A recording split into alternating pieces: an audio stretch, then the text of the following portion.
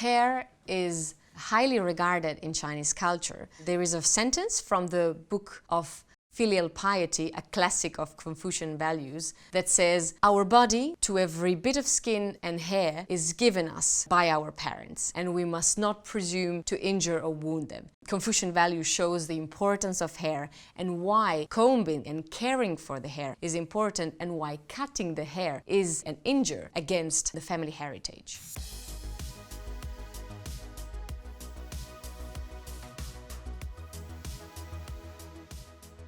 Combs were used for a practical purpose, but also for a decorative and aesthetic purpose.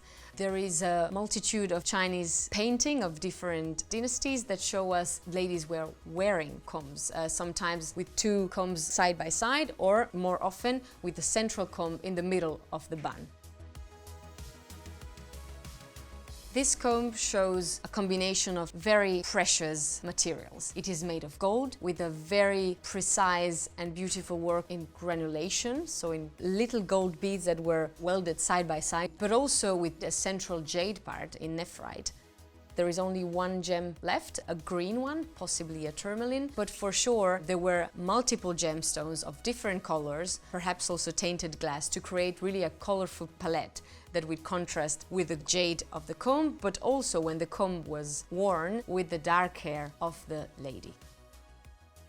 Gemstones were introduced on Chinese jewelry relatively later compared to the history of Western jewelry, for example, and many gemstones were imported from Western Asia or from Southeast Asia. When the comb was worn, the tooth were partially covered by the hair itself, and that's why the most decorated part is actually the comb back, sometimes with a very beautifully chased decoration. In a similar way to hairpins, combs had also a role in auspicious marriage and was often used also as a wedding gift. There is still a ceremony called the shangtou, which is a premarital ceremony where the lady that is about to get married has her hair combed in order to prepare for the marriage, and sometimes it's still used in some communities nowadays.